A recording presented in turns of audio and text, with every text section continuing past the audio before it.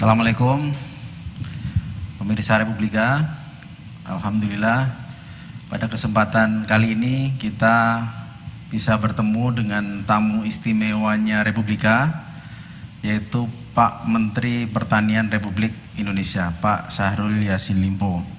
Dan kita tahu semuanya Indonesia adalah negara agraris yang memang tanahnya subur, dikaruniai alam yang sangat bagus. Kita bercocok tanam apa saja bisa. Memang hari ini kita menghadapi situasi pandemi, situasi ujian, tapi kita yakin pasti di balik itu ada berkah. Nah, apa berkah yang bisa dipetik di dunia pertanian? Mari sama-sama kita simak bersama-sama di tahun 2020 saat pandemi dunia pertanian kita seperti apa dan bagaimana proyeksi nanti di tahun 2021. Saya sapa langsung Pak Menteri. Assalamualaikum Pak Menteri. Waalaikumsalam, salam sehat dan semoga Republika menjadi makin jaya di 2021. Alhamdulillah, terima kasih. Menjadi mata, telinga dan harapan-harapan rakyat. Terima kasih Pak Menteri. Pak Menteri, ini kita pengen ngobrol-ngobrol deh dunia pertanian kita. Kan kita dalam situasi yang pandemi, di sektor-sektor yang lain tuh industri, kemudian sektor tambang yang lain-lain itu mengalami tekanan. Tapi kalau lihat statistik kok pertanian ini sepertinya anomali Pak Menteri. Bagaimana sih sebenarnya situasinya nih di tengah pandemi begini?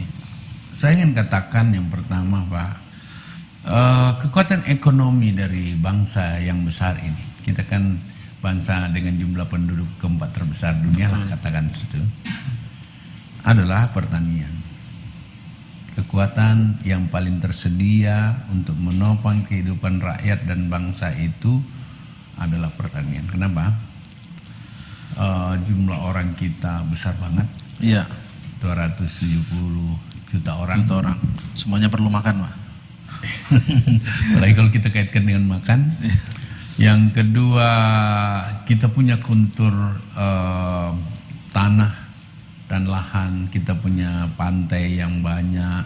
Dataran rendah kita sangat menjanjikan. Gunung-gunung dan bukit-bukit kita miliki. Ya. Bahkan kita di negara tropis itu matahari tak pernah putus, anginnya bagus, hujan dan air tidak pernah hilang. Kalau gitu, resort yang paling tersedia bagi negara ini adalah pertanian. Kita masuk dalam kondisi COVID. Betul. Seluruh dunia terkena dan ini krisis yang tidak pernah terjadi sebelumnya. Krisis ini melanda semua negara, sehebat apapun seakan-akan tak berdaya kan. Iya. Oleh karena itu pendekatannya dan solusinya memang hanya dua, medical solution, kesehatan, protokol dan lain-lain. Tapi yang tidak kalah pentingnya adalah food security, ketahanan pangan. Dan yang lain bisa ditunda, perut nggak bisa. Betul. Nah, dari pendekatan itu, kekuatan ini memang di pertanian. Ya, Dan pertanian itu di muka mata, kita punya resort alam yang kuat, rakyat kita udah terbiasa melihat pertanian di kiri kanan, baik yang modern maupun tidak modern, link-link yang ada untuk pertanian juga terbuka. Kemudian memang kita makin butuh lagi di saat pandemik ini. Tinggal memang mengatur agenda-agendanya yang lebih kuat. Dan alhamdulillah selama 1 tahun ini ternyata dari semua sektor yang ada menopang PDB bangsa ini atau pertumbuhan ekonomi bangsa itu, pertanian yang signifikan yang positif, 16,42. Wow. Ya, saya nggak mau cerita yang lain, tapi itu berarti kontribusi kita cukup oke. Apa yang paling kami jaga sesuai perintah Bapak Presiden, Pak Jokowi memang selalu ngontrol Kementerian Pertanian dan kerjasama dengan menteri lain. Di bawah Menko itu adalah yang pertama ketahanan pangan dasar. Ada 11, tapi yang paling penting lagi ya beras lah. Beras ya. Jagung lah, ayam lah, daging lah, minyak goreng lah, gula lah, kurang lebih ada 11. Ya, bahan pokok lah ya. Tapi konsentrasi yang paling utama adalah perut rakyat. Dan alhamdulillah 2020 itu sampai Desember kami lalui ini kami masih overstock di atas 7 juta ton. 7 juta ton. Gak pernah terjadi seperti itu. Iya. Ini karena ada 2 musim tanam yang kita kejar. Musim tanam 1 itu sudah menghasilkan ya kurang lebih juga overstocknya 7 ton. Itu per Juni. Dari Januari ke Juni kami overstock gitu. Juni ke Desember kami overstock kurang lebih 15 jutaan. Terus masih ada carry over dari tahun sebelumnya juga. Ya. Oleh karena itu alhamdulillah musim tanam 1, musim tanam 2 alhamdulillah jalan bagus. Musim tanam 2 kita berhadapan dengan La Nina. La Nina itu kekeringan. Jadi di mana ada hujan di situ kita kejar. Melalui artificial intelligence, melalui BMKG, melalui satelit, di mana ada air di situ kita kejar tanam habis-habisan. Gitu. Jadi itu musim tanam 2 dan itu berhasil. Jadi kita nggak boleh tunduk juga dengan alam. Kita harus kejar di celah itu. Itu kuncinya teknologi Pak Menteri ya? Ya.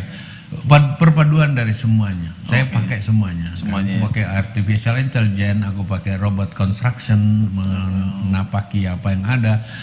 Internet of Things juga jalan, tetapi ya paranormal, peramal alam, cuaca juga kita pakai per daerah gitu. Dan rasanya kalau dipadu, ya kita juga ya quote and quote lebih komprehensif melihat tantangan dan alhamdulillah 2020 ini rasanya sih aman, mudah-mudahan seperti 11 komoditi aman, walaupun diantaranya ada 3 yang masih ada importasi. Bawang putih itu kan bawang putih ada di negara subtropis. Subtropis ya. Kita bawang merah gitu ya. Jadi walaupun demikian karena kita butuh itu ya trade off aja sebenarnya. Dan ya dunia ini kan memang ada perdagangan global seperti itu. Betul. Daging sapi kita juga kita masih kekurangan dari itu, oleh karena itu importasi juga jalan.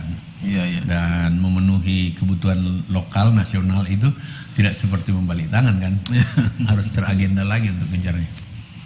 Pak Menteri, kalau lihat tadi statistik yang kontribusi terhadap PDB yang tinggi, kemudian pertumbuhan positif, apakah ini juga bisa disimpulkan bahwa di saat pandemi petani-petani kita itu tetap bekerja keras, giat, nggak kemudian terhalang oleh ujian-ujian pandemi tadi, Pak Menteri? Dari apa yang menjadi amatan kita, masalah COVID dengan akselerasi pertanian dan semangat pertanian kayaknya bukan turun, justru makin semangat. Semangat ya. Karena begini, penanam itu memang biasa jaga jarak. Berkeringat, kena matahari kan bagian-bagian untuk sehat. Betul. Terus mereka juga mengkonsumsi makanan-makanan segar di bawah. Oleh karena itu di pandemik ini saya sebagai Menteri Pertanian merasa termasuk salah satu profesi yang perlu dihormati, menjadi pejuang bagi kita adalah para petani kita.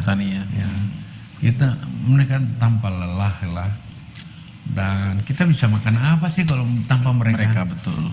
Di saat seperti ini, bahkan ya saya ingin katakan, tentu saya subjektif sebagai Menteri Pertanian, negara harus menghargai dan rakyat harus menghargai pertanianlah yang menopang secara kuat apa yang ada. Gitu. Untuk negara ini atau bangsa yang besar ini ya katakanlah tidak sampai terpuruk-puruknya menghadapi masa-masa sulit kita. Apa yang Pak Menteri lakukan nih untuk supaya petani-petani kita tetap bersemangat bekerja? Ada program khusus atau ada insentif khusus?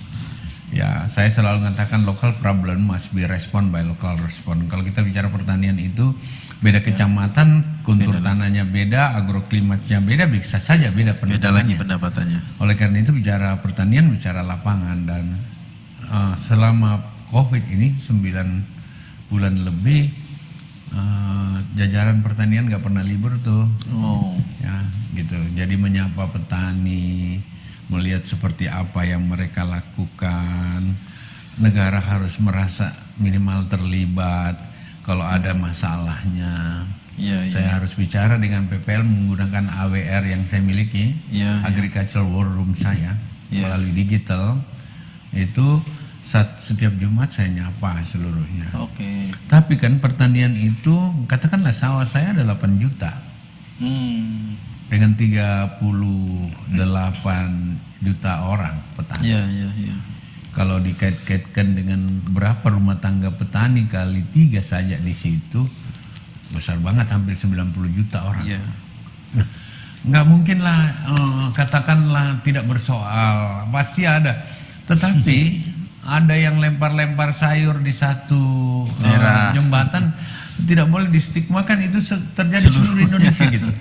Ada yang kemudian kekurangan pupuk di 2-3 kecamatan atau 1 kabupaten, tidak berarti pupuk yang 8 juta bersoal kan gitu loh. Walaupun untuk saya apapun kejadian itu harus menjadi pesan bagi menteri. Iya, betul. Dan alhamdulillah kamu tinggal kasih tahu kalau itu langka di mana. Sebutkan kelompok tanimu, kecamatanmu mana, desa mana, saya kejar pakai AWR, saya terimkan Satgas untuk turun mengatakan.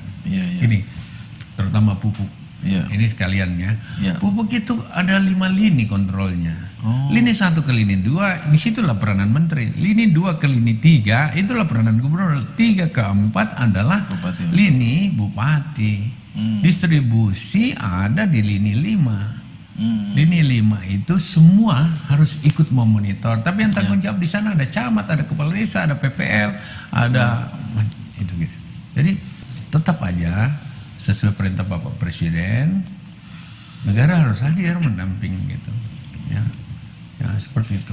Jadi, Pak Menteri, ini bicara soal SDM pertanian, kan untuk kita apalagi yang di kota nih, kayaknya anak muda mau jadi petani itu image-nya gimana gitu ya. Nah Pak Menteri, ada nggak sentuhan khusus nih untuk milenial, kelompok-kelompok muda supaya mau juga gitu menerjuni profesi pertanian yang sesungguhnya ini sangat penting buat pilar kehidupan bangsa. Covid ini sudah memberi pelajaran bahwa yang punya uang itu coba pertanian. Iya. Covid ini memberi pelajaran kita bahwa cari uang itu tidak di kota lagi, di desa. Dan uang yang paling banyak di desa itu di pertanian. Kamu suka atau tidak, eramu bagi muda ini untuk kembali ke pertanian. Kamu suka atau tidak, karena kamu mau dengan kerja dengan pakai dasi dan lain-lain itu belum tentu menjanjikan kehidupan yang lebih baik. Kalau kau bertani menjanjikan pasti kehidupan minimal untuk hidup sehari-harimu, makanmu sudah siap. Yang kedua, petani ini tidak lagi yang cemong, yang becek, yang penuh lumpur, yang berpanas matahari. Tidak lagi. Paradigma shift. Paradigma seperti itu hanya ada pada kakek-kakek kita, nenek-nenek kita sekarang. Bertani itu dengan pendekatan teknologi yang ada 4.0, apalagi kalau ada modal sedikit dan modal itu disiapkan oleh pemerintah melalui KUR juga, kredit usaha rakyat, dengan proses bisnis yang ada, kau boleh bertani tidak menyentuh tanah tanganmu. Kau boleh bertani tidak menyentuh kakimu, tidak menyentuh lumpur yang ada. Kau di atas traktor, kau menggunakan alat sengat matahari yang terbatas dan kau bisa berproduksi. Tidak hanya itu, mungkin kamu tinggal di luar lapangan, kau menggunakan Internet of Things, membuat programnya dan drone mau main. Traktor pun untuk bisa menanam dan memanen itu bisa menggunakan remote control dengan program internet. So, apalagi? Nah, sekarang adakah program pemerintah di situ? Saya diminta Presiden mempersiapkan 2,5 juta dan sekarang ini dalam proses. Bahkan ini tahun saya akan magankan setiap provinsi, setiap kabupaten mungkin 1.000 orang ke luar negeri untuk bisa belajar terhadap sebuah proses bisnis pertanian, proses pertanian itu dari hulu ke hilir. Mungkin ke sebuah negara dan lain-lain. Ini dalam konsepsi kita. Saya berharap di setiap provinsi ada sekolah pertanian yang terkoneksi dengan program Kementerian Pertanian. Link and match dengan fakultas-fakultas pertanian. Tetapi kita kan nggak usah ngajar teori. Saya lebih suka kalau seperti orang berenang langsung jeburin aja ke sungai deh. Dia cari gimana caranya. Cari kehidupan Jangan sendiri. terlalu banyak airnya. Insinyurnya banyak tapi disuruh lapangan susah. Ya. Saya mau kalau saya selain teori-teori begitu sebentar aja langsung lapangan. Ini modalmu. Kau mau selamat atau kau berhenti aja jadi insinyur di situ kira-kira gitu lah. Nah, intinya prospek besok pertanian makin terbuka. Contohnya sekarang ekspor kita meningkat dari 10 tahun ini. Inilah tahun di mana pertanian naik 12,2%, 12,4%. Tertinggi Pak ya. Tinggi. Iya. Ekspor kita Ekspor. 359 triliun 1 tahun. Oh. Padahal dalam tekanan pandemi ya. Nah, iya, artinya kembang aja diminati oleh orang yang tinggal di rumah di Eropa, di Amerika sekarang, daripada dia nggak keluar rumah dia siram-siram kembang itu janda bolong yang paling terkenal. Kembangnya dari kita ya. Dari kita. Wow. Banyak spesies kita kembang tropis yang sangat dicintai di luar negeri. Lagi tren. Oh, tren ya. Oh. Rata-rata mereka anak-anak muda yang kerja. Oh, yang Di mengerjakan Bogor itu Bapak bisa lihat anak muda semua. Rata-rata baru lulus S1 ya, tapi selebihnya itu adalah yang masih di SMA. Oh. Keren. Iya, Keren iya, banget. iya. Berapakah per bulan? Rata-rata tidak ada yang di bawah 20 juta Penghasilannya. penghasilan. Wow.